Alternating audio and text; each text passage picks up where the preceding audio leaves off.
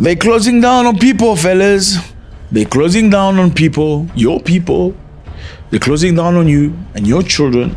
Well, the United States of America has launched stricter student visa policies impacting who? African students. The USA, the United States of America, has got stricter student visa policies impacting primarily African countries. So things are not going to be the way they used to be in the past. It's over. I think it's coming about time when people don't want you, you need to, you need to look at yourself and stop saying they're not nice. Like, why don't you call me back? You're not nice. Why don't you answer my call? You're not nice. Why don't you text me back? You're not nice. Maybe you shouldn't be texting them anyway. Maybe you gotta stop texting them. Maybe you gotta stop calling them so they can value you. How about that? How about you find other friends? Like, but I like him. He looks like a nice person. Oh man, look, he doesn't like you. Clearly, he doesn't respect you. If he doesn't answer you back, at least after 4 hours, that's already cutting the line. Like 4 hours. Everybody have their phone in their hand, right? Listen, everybody have their phone in their hand. If they haven't answered you, it's not because he's busy. He's not busy, it's not work. You're just not that important. I'm sorry, I know I just hurt somebody's feelings right now. But I gotta tell you the truth. That's why you come here, right? You come here because you want to hear the truth. Everybody have their cell phones, It comes a time, whether you're the busiest guy in the world or woman, you will lie in bed doing nothing for a couple of minutes. You're gonna have your phone in your hand and scrolling. You see all those messages. People see your messages on WhatsApp even before they open them. Trust me, don't worry. Say yes and open. They've already saw the message. They saw the message. They just don't value you like that. Okay, so what are you gonna do? Cry over it? No. Put up your grandmother's pants and find out a friend. Give you some value, some self-value. Fellas, USA of America has changed things for African people. Number one, for your kids to get a visa to go to the United States of America, things have changed. Social media profile must be made public. Yes, they must scrutinize your social media. See your comment, see your post. Have you ever posted about Afghanistan? What did you say? Have you ever posted about USA bombing Iran? What was your stance? Were you agreeing with Mr. Trump bombing Iran nuclear facilities? Or were you against them? They need to see that. Your social media has to be open. No more private stuff. You're not going to get no visa. Number two, the U.S. mission in Nigeria, meaning the Embassy of the United States of America in Nigeria, it says, if your child drops out of school, back to Nigeria. Pausing or not going to school for a few days, back to Nigeria.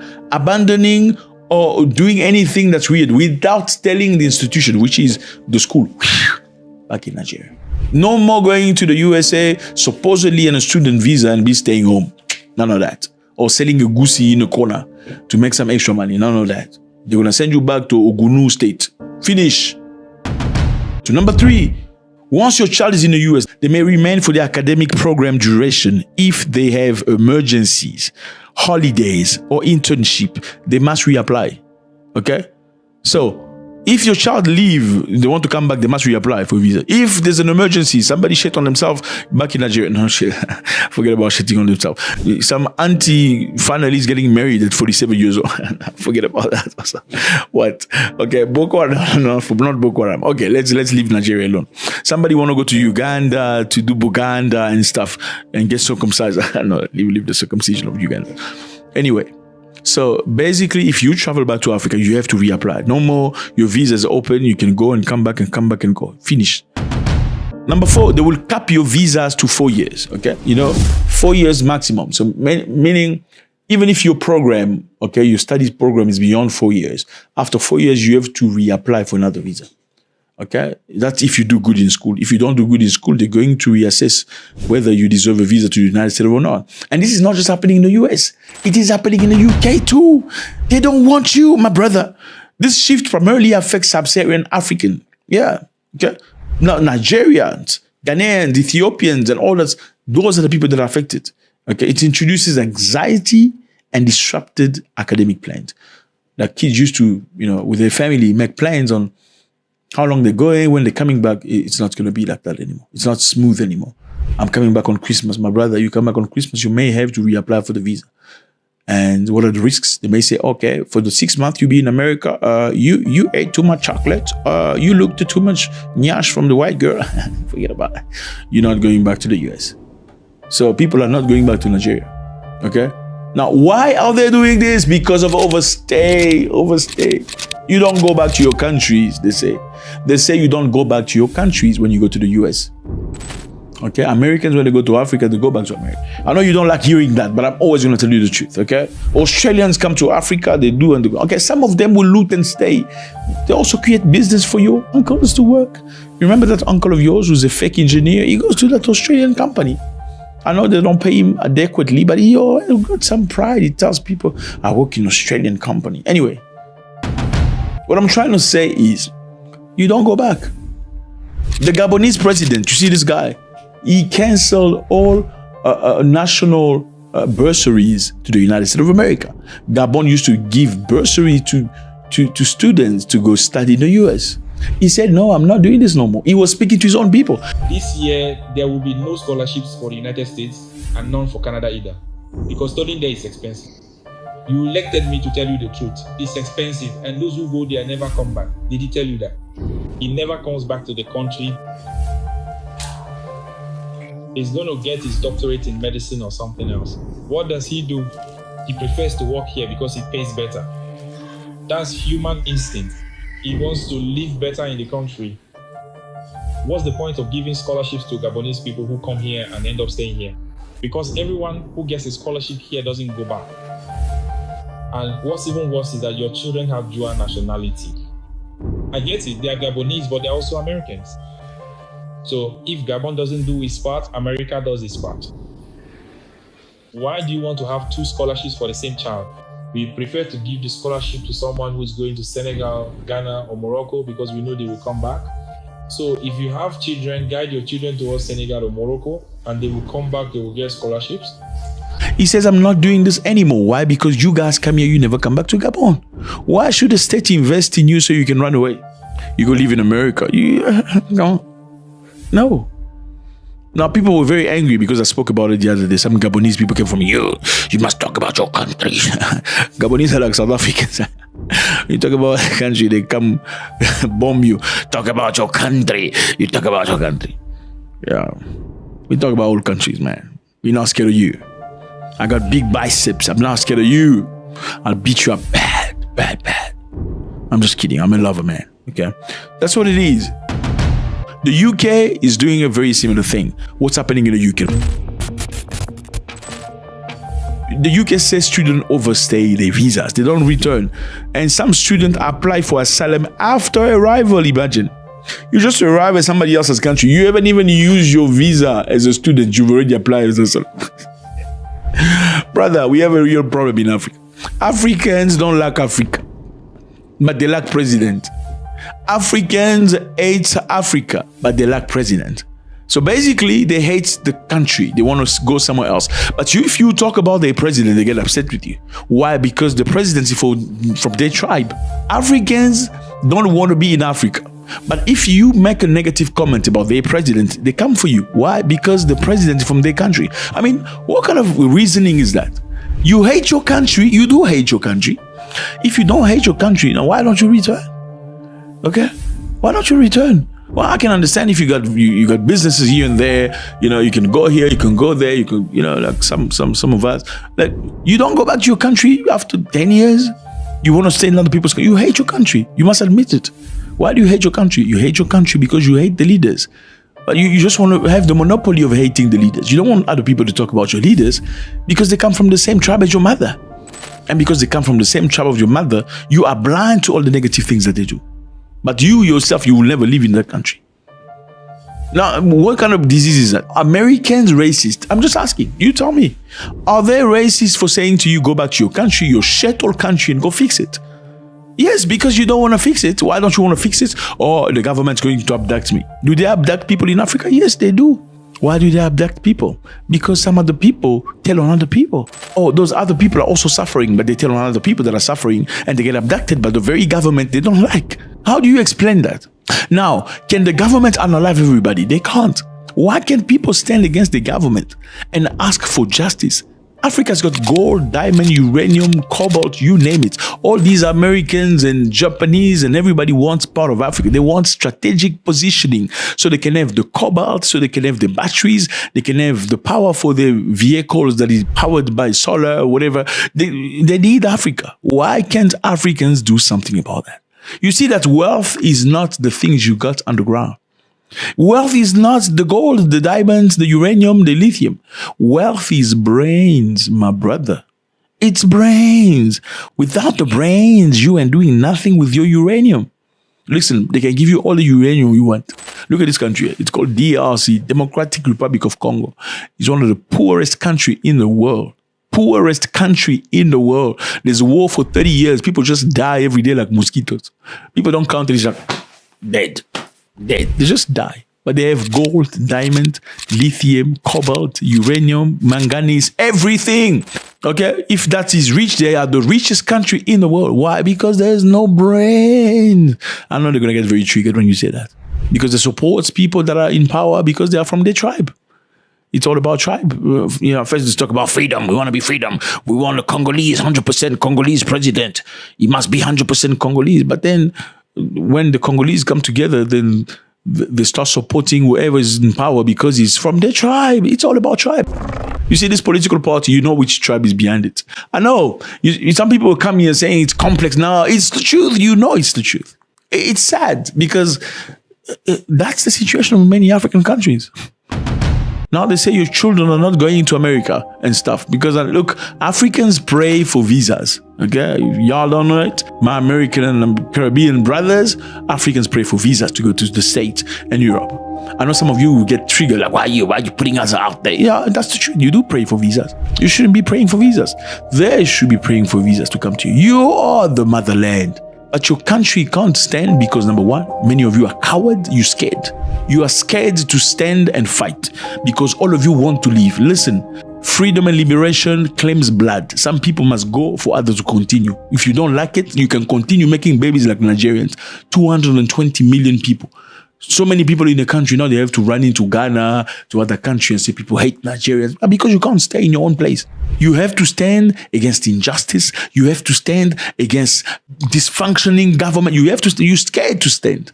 But why are you scared to stand? Because a lot of you are snitches.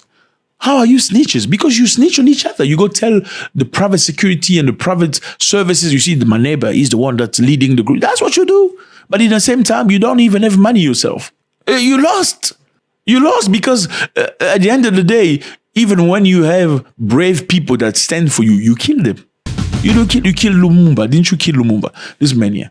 Lumumba fought the Belgians. He stood against the Belgians for the goodness of these people right here. These people on the map.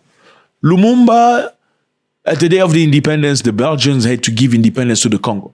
And on that day, the Belgian king was to make a speech saying, hey, we're giving you independence because you're brave now, because you're smart enough to run your own country.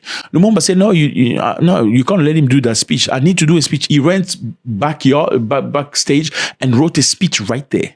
Yes. And he went on stage and say, you didn't give us independence. It's from our blood and tears. You beat us like animals. You made us suffer.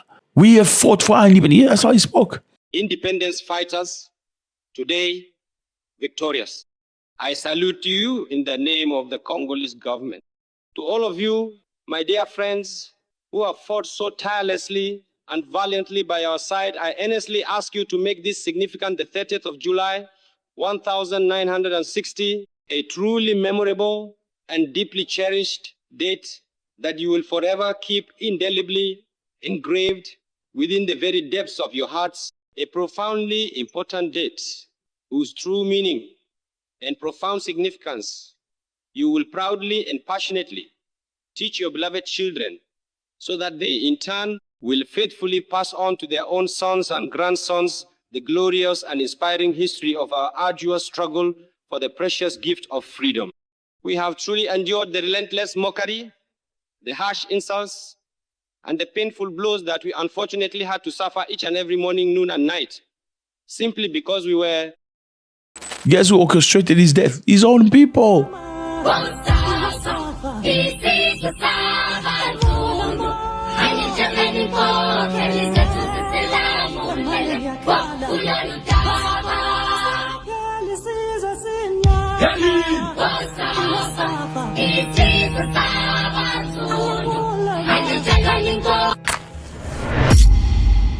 That's why the country is suffering. And I mean, you wonder why. Do you think God can send his person to come and liberate you and you kill him like that and you're going to be fine? You can't be fine.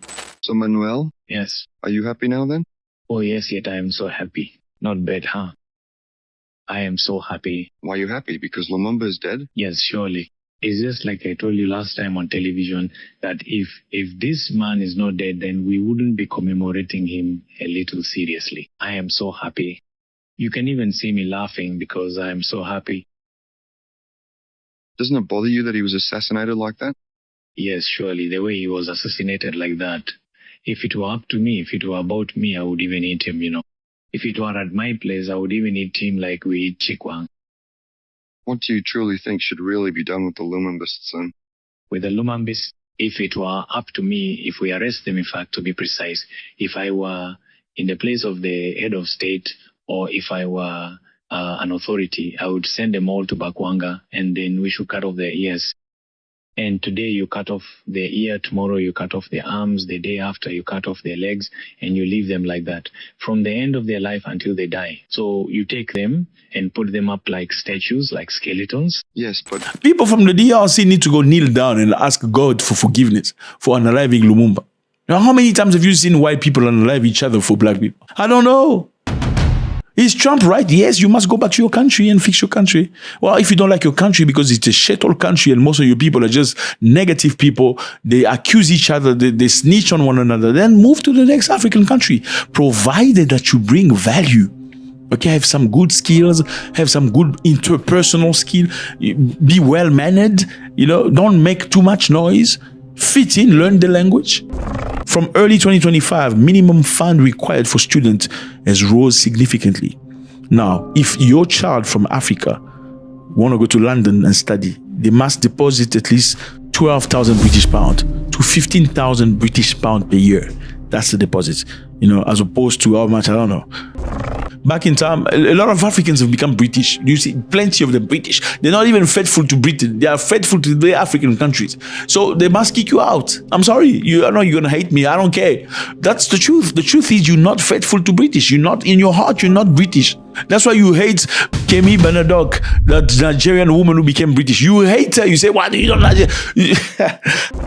Nigerians hate this woman because she said she's British. She's not Nigerian. No, you went to other people's country to get a passport for what? That's why they don't want you. You coming to my country, you want to have my passport, but you want to stay faithful and loyal to your country. It's not even normal. Now imagine somebody comes to your country, okay? He stays there, I love the country, blah, blah, blah. He gets the document. Then he says he's faithful to his country. Does that make sense? You feel like you've lost. Why do you have my citizenship? That's what I'm saying. So longer path to residency, good. Now instead of 5 years waiting to get a British nationality, you're going to have to wait for 10 years. It's good. Go back to your country, fix your country. Go back. People that are exempted are only the people that are looked for in the country by the government. They want to unalive them. Those one I can understand. For the rest, you need to participate. Come as men. Stand up. Wear pants. Go fight. And I understand some of your countries are snitch. They will snitch on you. They will unalive you. That's why you're scared to go. Go to the next country where things are normal. God bless.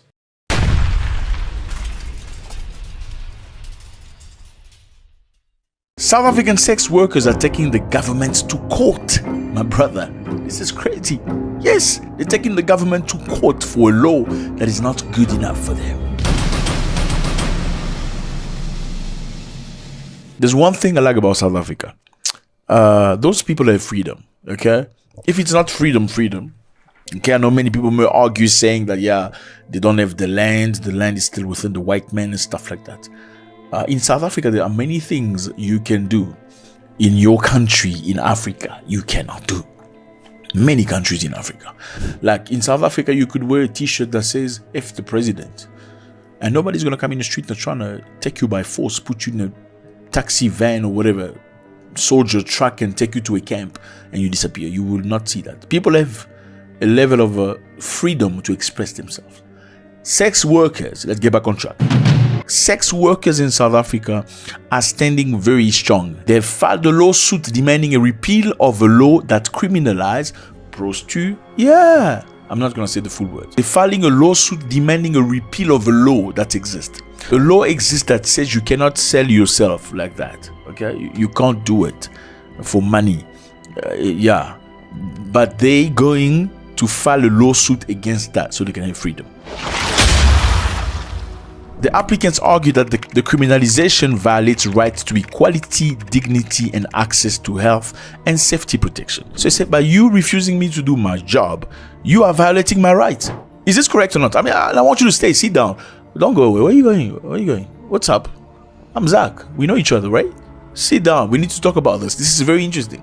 I know you're used to geopolitics when you talk about Russia bombing Ukraine or Burkina Faso chasing Americans. No, we need to talk about this. This is social issues that are very, very important for you and me and all of us, so we can understand where we're going. Now let's talk about our sister sex workers. Yes, they are our sisters. You can't just pick and choose your sisters. They challenged the constitutionally 1957 Sexual Offense Act. So in the Constitution of South Africa, they have an act that says, offering, selling, soliciting is a crime. You're going to go to jail for it. They say that law violates their right to equality, dignity, and access to health and safety protection. Let me explain. Now, these ladies did not go by themselves. They went with an organization, an NGO. They say they will present evidence that sex workers do not trust the police, and evidence that violence and rape, that sometimes they get taken by force, can be perpetrated by the same people. They say, not me, they say they can provide evidence of that. How do you feel about this? Do you feel these people should be allowed to do the job? I know you're probably an engineer and a doctor that's watch us, and I respect that. It's a beautiful thing. And usually when you see somebody selling themselves, you hate that, okay? But do they have the right to do that? Okay, let's say you don't like it because of whatever reason, your morality on something. Should they go to jail for that? What if that is all they have? Should they go to jail for that? Let's see now, why should they be protected? Why should they be protected? Most African countries actually do criminalize that activity. It's a crime through enforcement. Some countries in Africa permit you to do so. This is what they're saying. They say decriminalization is not just a legal issue. For them, it reduces violence against the workers. Why? Because sometimes, some people leave their homes because the woman didn't want to give them some, because he misbehaved, went to the street looking for, and they will do their business and not pay the person. And when the person wants to react and do something about it, they get beat up. Now, when you get beat up in those situations, what do? You run to the police. You don't. When you run to the police say, oh, so you were selling. Since you were selling, you're into jail. And those kind of situations are not reported. And I know you will say, yeah, why were you selling yourself? Well, not everybody has the same. Look, let me put it this way for you. As much as you may judge people, you should be judging also the clients. Well, what about the client? The clients are your cousins. The clients are your brothers. The client are your boss. Have you seen the people that pick women up in the street? Have you seen them? Many marriages are stable today because men are accessing women in the street. I know that's a conversation you don't want to have. Listen, many marriages are surviving right now. It's because those men have access to women outside. So the woman in the house, her job is to talk about how to run the house, how to take care of the kids, how to pay the school fees, how to get the groceries. Anything that has to do with intimacy, it's not her anymore. Because she's uninterested, she's tired, she doesn't actually want you no more like that. She doesn't see any sexiness coming out of you at all. Many men suffer from those situations and they have to go help themselves outside.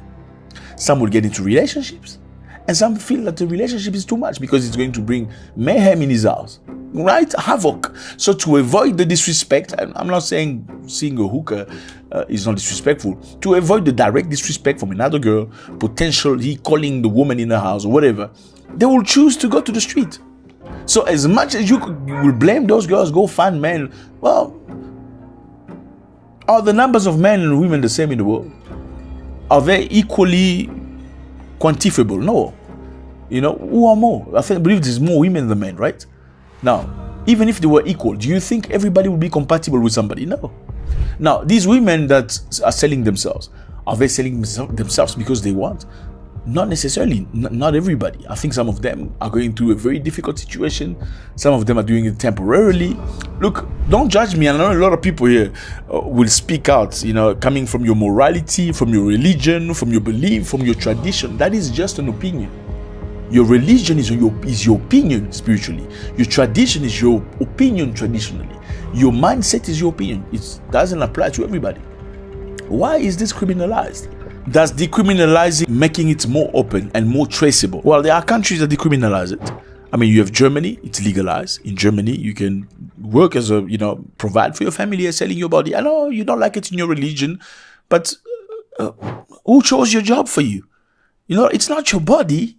I'm just saying, I get you. I get you want to get everybody out of whatever, but it's not your responsibility. In Germany, it's legalized. In Austria, it is legalized. Actually, in Austria, it's legal, but provided you do the health test every month, make sure that you provide everything. Check and regulation. You need to register. In Switzerland, you need to register, okay? And pay tax. So people that operate in that business, because it's a business, pay tax. And it's good for the country. Well, you're saying this is you're probably saying this is a European thing, whatever. No, it's not. This is the oldest business in the world. Matter of fact, there are African countries that have legalized this. Yes, you didn't know that, eh? You didn't know that. I know a lot of Africans are hypocrites. I'm sorry, so don't feel insulted. Hypocrisy is you want to act like, yeah, why they're doing that, but in the same time, you're not even faithful to your wife. I'm sorry. That's the truth. There's no difference between you going to find a girlfriend and you paying for a woman. There's no difference. If you don't live in a situation where polygamy is authorized, it's legal.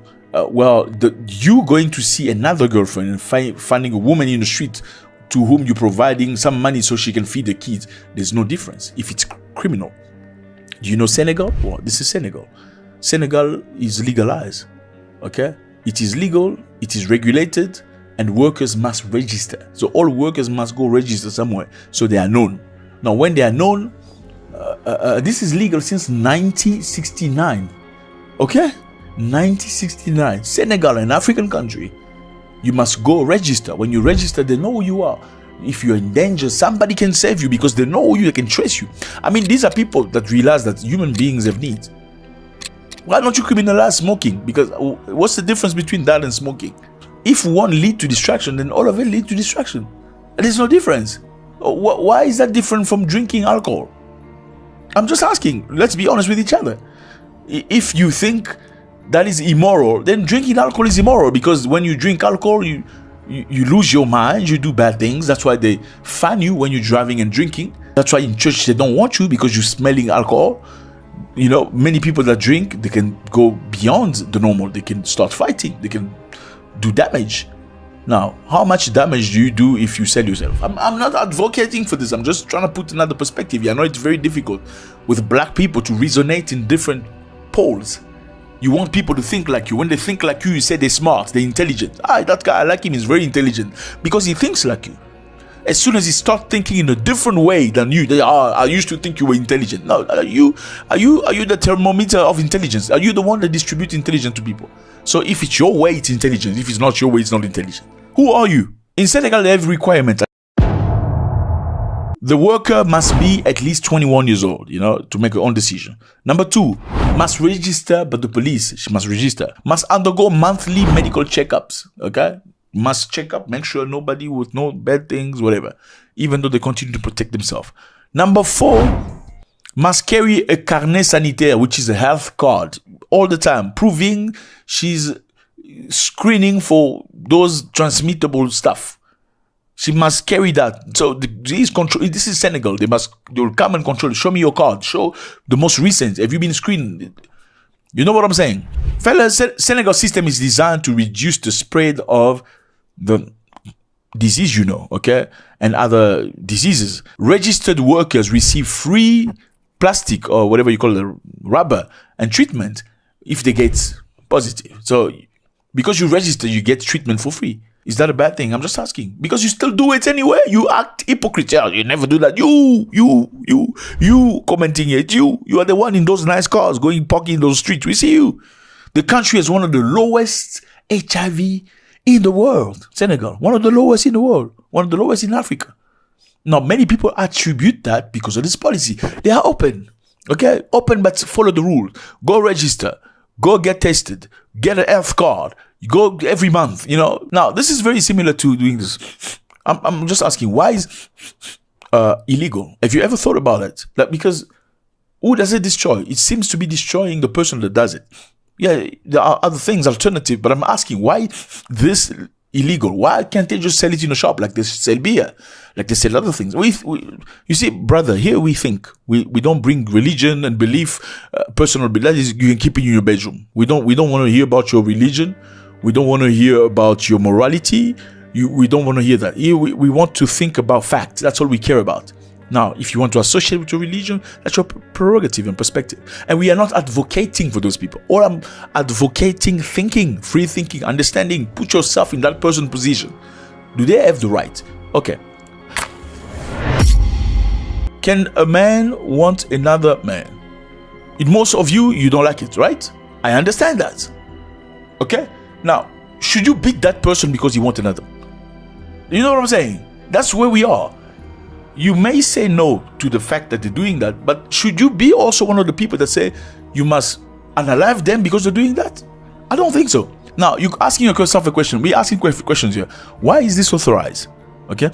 Well, there are some reasons. There's economic and political interest. There are reasons why this is authorized, and workers are not authorized. You must understand one thing. Drug prohibition supports massive budget for law enforcement and border control and incarceration.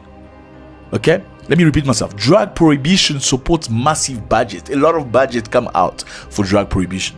Where does it go? In law enforcement, border control, and incarceration.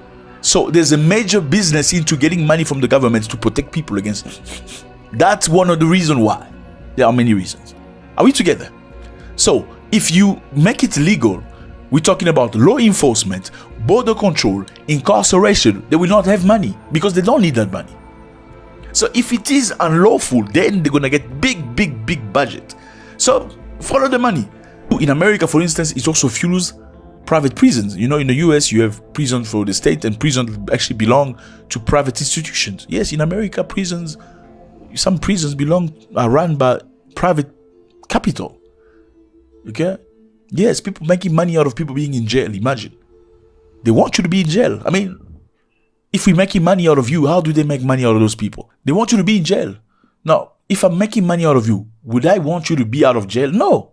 How are they making money? Because prisoners in America, some of them at least, work for big companies. They work for Walmart. They work for the company of the guy you don't name, the guy with the computers. They work for many companies. Okay? Why? Because it costs less money to pay a guy from prison than paying an African-American guy in the street. So let's get the African-American guy off the street and put him in jail so we can pay him less.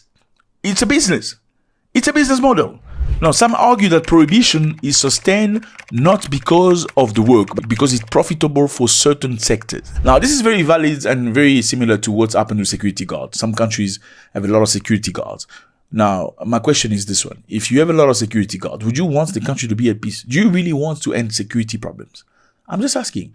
If security guard companies are making a lot of money out of protecting people in a neighborhood, okay, getting contract with big companies to protect the money, living from one spot to the other, do you actually need to find a solution that is related to security? I don't think so. The only solution is to provide security guard so you can make money.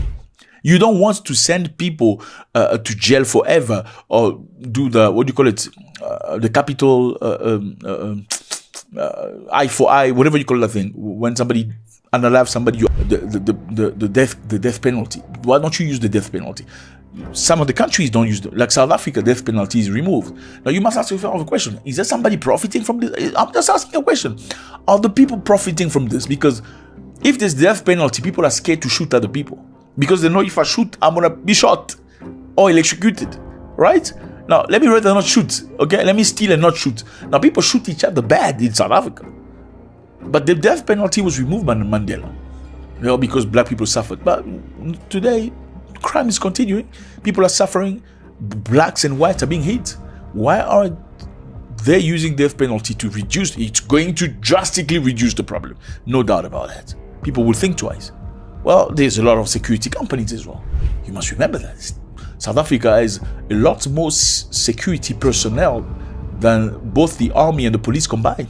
So people, jobs daily is to protect other people. Now, do you think they want to resolve that? If you resolve that, where do the money come from? Let me know how you feel about this.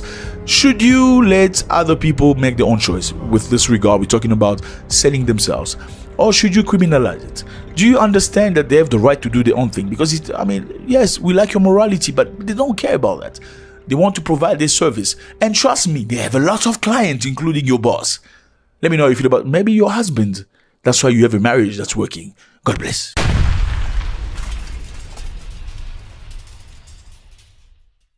Some African countries are very unhappy with Uganda right now. They're very angry, matter of fact. A lot of Pan-Africanists are criticizing the president of Uganda, this man right here, Yoweri Museveni. Very interesting human being. He's very interesting. He says the mouth is for eating, it's not for putting it into, listen to him. These Western societies do not appreciate politeness. Let me take this opportunity to warn our people publicly about the wrong practices indulged in and promoted by some of the outsiders. One of them is what they call oral sex. The mouth is for eating. Okuria, cham. The mouth is for eating, not for sex. We know the address of sex. We know where sex is. The president of Uganda said that the mouth is for eating. So do not use your mouth to put it between somebody's legs or something. Who came up with that though? Have you ever sat down and thought who came up with that? Who taught Africans that you should put your mouth into... Okay, let's get back on track.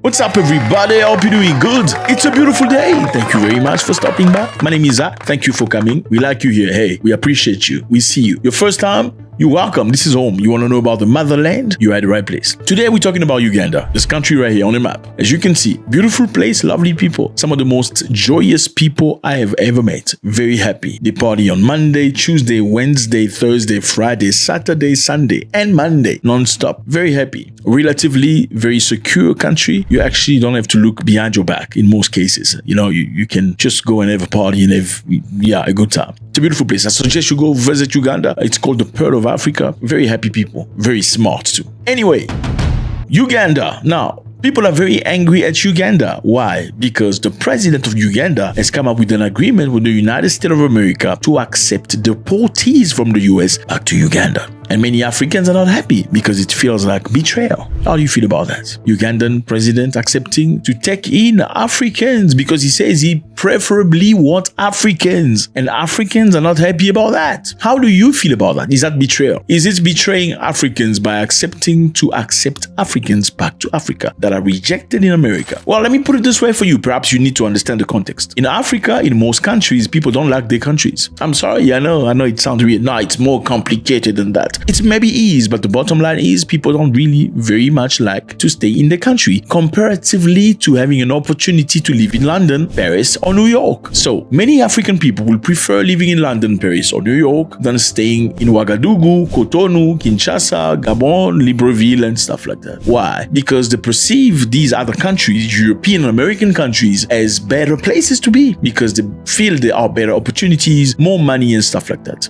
Is it true? Question mark. Because there are many Africans that go to Europe, don't come back. Why? Because they don't have money. Now, let me put it this way for you so you can understand. Africans are willing to fast 30 days without drinking, eating, or swallowing saliva for 30 days so they can get a visa to go to London. Nigerians, you name it. Let's pay Nigerians. People pray about that. The bottom line is when they go to London, when they come back with an accent. They'll come back after 2 days in London and they'll go like, I need some water. Please give me some water. What's this? I want my bread with butter. No dry bread. Where's the butter? Yeah, that's what Africans do.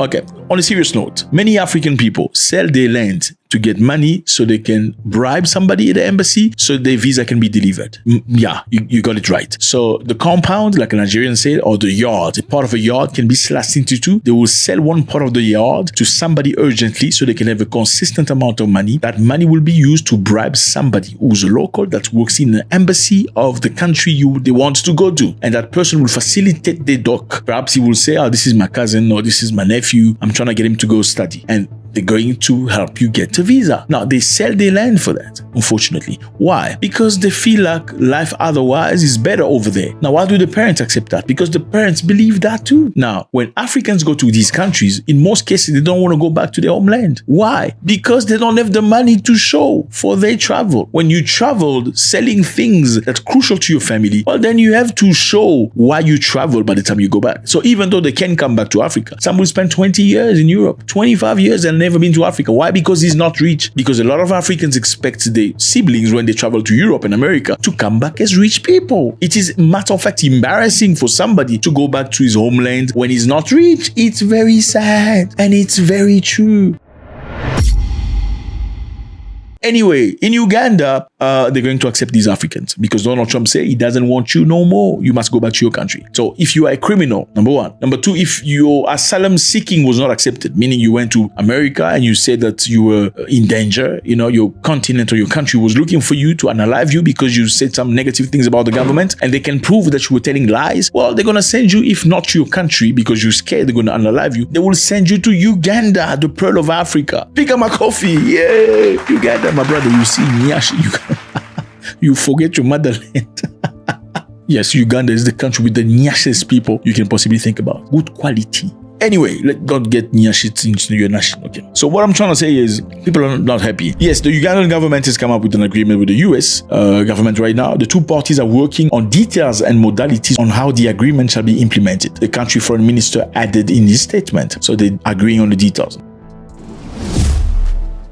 Well, you know, in most cases, people do things for reasons, right? Nobody does things for free anymore nowadays. So what is Uganda gaining? Well, the probability are very interesting. People believe that an improved diplomatic and economic relation with the United States of America. Uganda may be seeking to improve its standing with the US administration. Remember, the United States of America and Uganda went clash to clash, back to back, face against face with Biden administration. Matter of fact, Uganda was pushed aside because Uganda voted a law, prohibiting men to like other men, okay? And that was viewed very negatively with the Biden administration. Matter of fact, they trying to force the president to change the law, to revoke the law. He didn't. He said the law has been chosen and voted by the people of Uganda, the leadership of Uganda. I am not changing this. And what they did was they stopped sending money they used to send to Uganda to help people living with HIV. US used to provide money for that, about $300 million a year. They stopped sending the money because Uganda, MPs chose to ban that activity. And later on, because Uganda did not beg, because that president's money, he doesn't beg. He doesn't give a continental. He didn't beg. He didn't say sorry.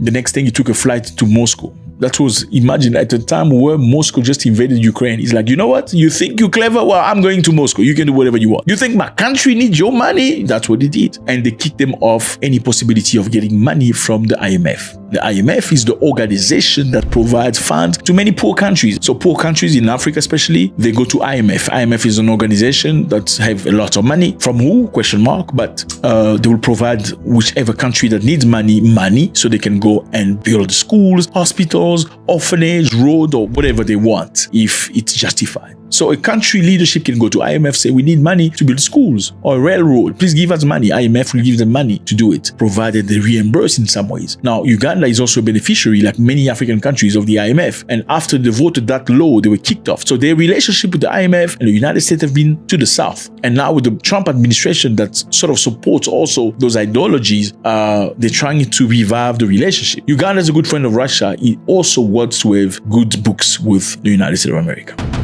Now, is the Ugandan government wrong, or the president, by saying he's going to accept all these Africans that are going to be rejected from the USA? Well, again, like I said earlier, many Africans will sacrifice a lot of things to go to the United States of America. And seeing an African country accept to take them in, for them is like betrayal. Why do you do that? I've worked so hard to send my child to America illegally. Well, let him stay there illegally. You do not accept to bring him here. Because this is a very similar thing that what happened with Rwanda back in time, when Rwanda agreed with the United Kingdom to take in all the refugees from Africa. The United Kingdom gave Rwanda like a few hundreds of millions of dollars to build infrastructure and apartments and, homes for the people that were going to be rejected from the UK. All the Africans were going to Rwanda, and from Rwanda they'll process the request to go to the UK, which obviously was impossible to be positive. But Rwanda was going to make the money, and many Africans were angry at Rwanda. Why did Rwanda do this? Rwanda's a snitch, whatever. Now, the question is, should Rwanda accept not the money it's being offered just because you decide to sell your land and go to the UK illegally. Well, Rwanda has to capitalize, make money, build roads, infrastructure for the people, because the people of Rwanda, unlike many other African countries, don't necessarily, okay, everybody goes, but not as much as many African nations trying to go to other countries. They do try to go, yes, but as much as that, no, not necessarily. So should Rwanda say no? Well, Uganda is looking at the people. They're trying to do the same as Rwanda to make money. Well, some African countries have accepted the deal with Donald Trump. South Sudan, Rwanda, Uganda, Swaziland, and some other countries. Are they doing wrong? Are they snitching? Are they not good Africans? Let me know how you feel about this.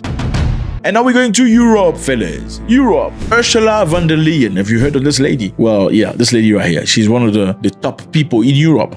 Okay, now, the European Union claimed that Ursula von der Leyen was traveling to Bulgaria, and what happened was they claimed that there was a blatant interference by the Russians. The Russians jammed the airplane GPS.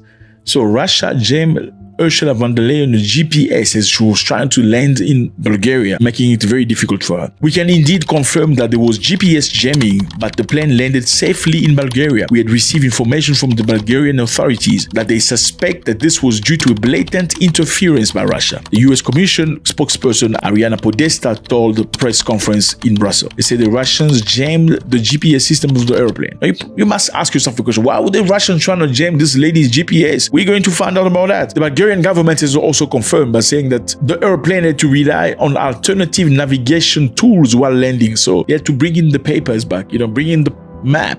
Let's turn to the right, turn to the left before they, so that must be very traumatic. I can just imagine. The GPS has been jammed. Come on. Very scary. Well, this lady has said many things about Russia, especially Vladimir Putin. These are some of the things she said in the past. This is a clash between the rule of law and the rule of the gun, between democracies and autocracies, between the rule-based order and the wall of naked aggression. So she's saying that, Putin is a naked aggression, crazy stuff. Now, she's also said that Putin cannot be trusted. He can only be deterred. So she's known as a person, let's go to war kind of human being. She likes war. I don't know why. She's never been to war, but she wants to arm Ukraine and go bomb Russia. That's what she's about.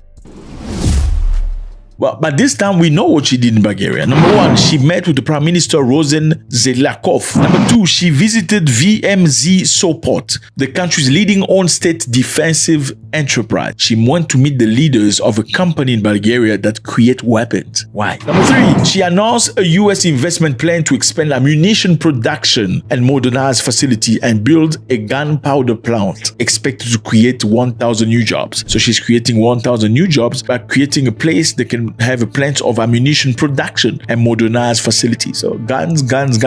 Number four, she emphasized Bulgaria's crucial role in supporting Ukraine, noting that 1/3 of the weapons used in Ukraine originate from Bulgaria. A message was clear. Europe must be ready to defend itself as Putin's military economy shows no sign of slowing down. Okay, so the lady is clearly anti-Putin. Okay, and Putin made her see some Putinestic things in let's just check the airplane a little bit. Is that right or wrong? Well, let me know how you feel about this. Uganda in the hot waters from Africans, not happy to see Uganda making a decision to accept Africans that will be rejected by Donald Trump. Is this right or wrong? Shouldn't Africans go back to the country and go fix your country? If not, fix the next country. I mean, I understand some countries are really shithole, but you could go to the next Africa. I mean, there are some good African countries where things are moving. People are decent. They don't hate you for doing good in life. Yeah, they are. I understand. Listen, don't be surprised, my brother, from the United States of the Caribbean. We are all the same people. We have the same demons, hate, jealousy. We don't want other people to do good. Yeah. Don't let them call you my brother. That's just cover up. The reality is when you ask them to really show you brotherhood, to contribute €1 so you can do great. No, they don't want to do that. Let me know how you feel about this. It's always a great pleasure. Before you leave, please don't forget to do this. Is it that great? Now, comment. Please write a comment. Do right. I've got all my time. God bless.